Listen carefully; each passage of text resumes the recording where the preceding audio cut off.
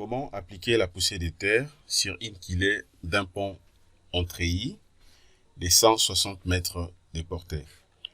Voilà, donc l'artiste que nous allons voir rapidement ce soir.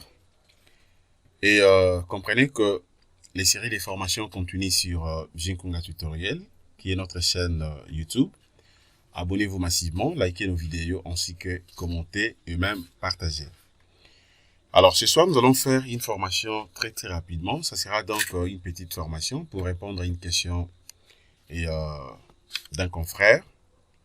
Puisqu'aujourd'hui, on avait reçu beaucoup de questions. Alors, ce que je vais vous montrer, nous allons voir ensemble comment appliquer la poussée de terre. Ok, la poussée de terre au niveau de deux quilets que vous voyez ici. Ce sont des quilets extrêmes. Nous allons appliquer donc la poussée à ce niveau et puis de l'autre côté aussi. Alors, suivez la formation. Vous allez voir que c'est très simple à faire. C'est vraiment un jeu d'enfant.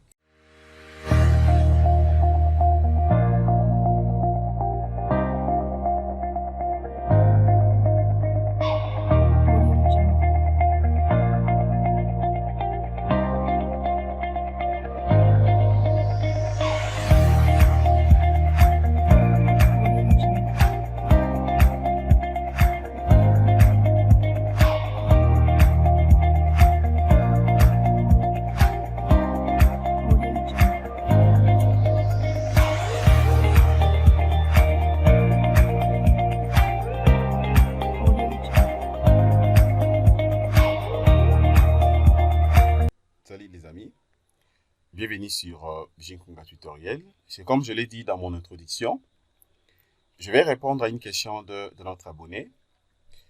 C'est justement de montrer comment appliquer la poussée de terre sur le déquilé que vous voyez ici, les quilets extrêmes, dans ce pont. C'est un pont en treillis de 160 mètres de portée. Voilà, c'est un pont qui a été modélisé très bien, du début jusqu'à la fin. Alors, pour comprendre comment modéliser ce type de pont, allez-y sur notre chaîne YouTube, Jinkunga Tutoriel. Vous allez voir les séquences de formation afin de comprendre et maîtriser aussi la modélisation. Voilà. Alors, si je vais appliquer la poussée de terre sur les déquilés extrêmes que vous voyez ici, c'est très simple à faire. C'est vraiment un jeu d'enfant, comme je l'ai dit dans mon introduction. Ce qu'il faut faire, ok, c'est juste question de venir là. Voilà, là vous avez donc tout ce que j'ai eu à utiliser comme, disons comme poids propre, revêtement, la poussée en fait, ainsi que d'autres types de chargements. Et aussi les convois que j'avais appliqués, voire même les combinaisons, en ELI tout comme en LS. Alors, pour essayer un peu de montrer notre abonné, comment est-ce qu'il peut faire ça? Pour appliquer maintenant la poussée de terre, je vais faire quoi ici? Je vais venir tout simplement au niveau des chargements. Je viens sur chargement, je descends jusqu'en bas. Autre charge, ok? Et puis je prends maintenant charge par sol. Je reprends, je viens là, je prends chargement, je descends là, autre charge, et puis je prends charge par sol. Je clique une cette fois. Dès que je clique, voici les tableaux que je viens de recevoir. Chez les tableaux, les charges par sol. Alors, déjà, à ce niveau ici, vous avez donc plusieurs possibilités. Si par contre, je vais appliquer donc ces charges sur une barre ou bien sur le bar, c'est juste question de venir là. Je prends donc barre et puis je vais définir. Vous avez déjà l'aperçu, hein, la manière dont il faut appliquer ça. Vous voyez, donc là, je vais appliquer ça directement sur le bar. OK? Mais à ce qui nous concerne ici, ce sont justement des quilets, donc considérés comme des panneaux. Donc, je vais appliquer ça au niveau des panneaux, puisque j'ai 3 quilets en réalité. 1, 2, et puis une quilée intermédiaire. Mais moi, je vais appliquer donc la poussée seulement sur les deux quilets extrêmes. Regardez comment je vais faire. Je peux même définir les contours ici. Ça, c'est justement, donc ce sont des modèles d'application.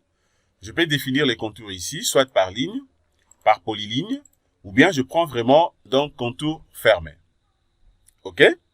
Mais étant donné que moi, je vais appliquer ça au niveau de panneaux, mais ce sont donc en réalité des panneaux, eh bien, je peux passer directement à l'application.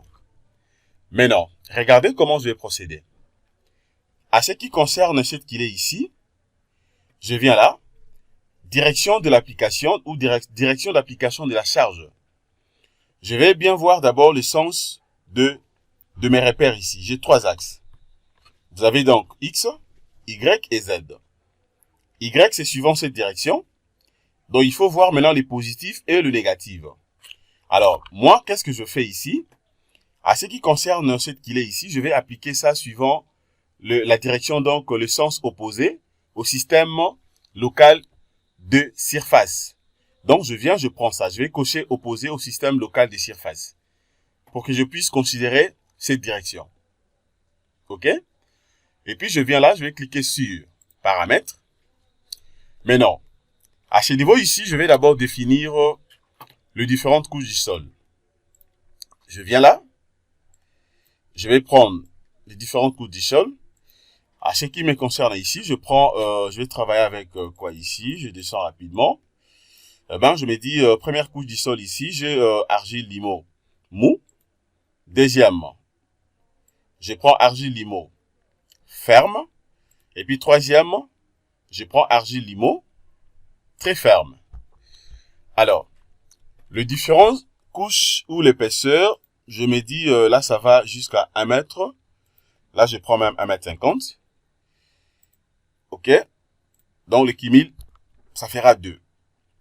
Bon, je veux que la profondeur puisse aller jusqu'à 3 mètres. Hein. Donc, là, je peux prendre même 2 mètres. OK? Et puis, le total ici, ça fait 3 mètres. Avec 3 mètres, déjà, c'est bon pour moi. Alors, maintenant, ce que je vais faire encore, c'est quoi ici? Je vais d'abord, là, je vais définir le niveau du sol. Le niveau du sol. Je me dis, le niveau du sol ici, je vais considérer que le débit, c'est au niveau, donc, justement au niveau du seuil, hein, donc je prends ça 0,0. L'inclinaison du sol.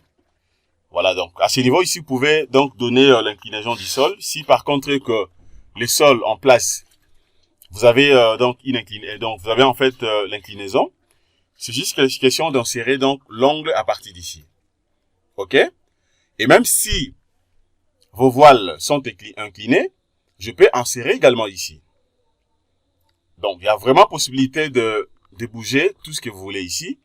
Alors, maintenant, à ce qui me concerne, je me dis que je n'ai pas ces problèmes d'inclinaison. Donc, je vais laisser ça comme ça. Je passe maintenant au niveau des chargements. Au niveau des chargements, je me dis, là, j'ai une charge uniformément répartie. OK? Et puis, la valeur ici, je me dis, la charge P est de combien ici? Je prends même une valeur de 5 tonnes par mètre carré. OK? Et puis, de l'autre côté, je peux prendre également une charge linéaire. Voilà, la charge linéaire, je me dis, c'est de 2. Alors, charge linéaire, je prends 5. Et ça, je prends charge uniformément répartie, je prends 10. Voilà. Si vous avez aussi une charge concentrée, c'est juste question d'insérer. OK? Alors, la méthode, je laisse ça. C'est bon. Je passe au niveau des résultats. Alors, composant de la charge ici, effectivement, je vais tenir compte du poussé directement, une fois appliqué, ou les 3 directement. Bon, moi, je prends seulement poussé, puisque c'est ce que je vais avoir. Et puis là, j'applique. OK? Dès que j'applique maintenant, je vais sélectionner l'objet en question. Là où moi, je vais appliquer donc la poussée. Je viens là, je place d'abord le curseur ici. Je vais cliquer sur la première kilée, je clique. Le numéro de kilée apparaît de l'autre côté. Et bien, je viens directement là pour appliquer. Et j'applique. OK? Une fois appliqué, je vois déjà que le sens dont ça va de l'autre côté. Ce que je vais faire, c'est quoi? Je vais corriger ça rapidement. Je rentre. Je prends maintenant la direction conforme au système local des surfaces. Et puis, j'applique encore. Attendez, là, il faut sélectionner encore une fois de plus. Je sélectionne. Voilà, je vais sélectionner d'abord l'aquilé en fait. Je sélectionne l'aquilé. Et puis, j'applique.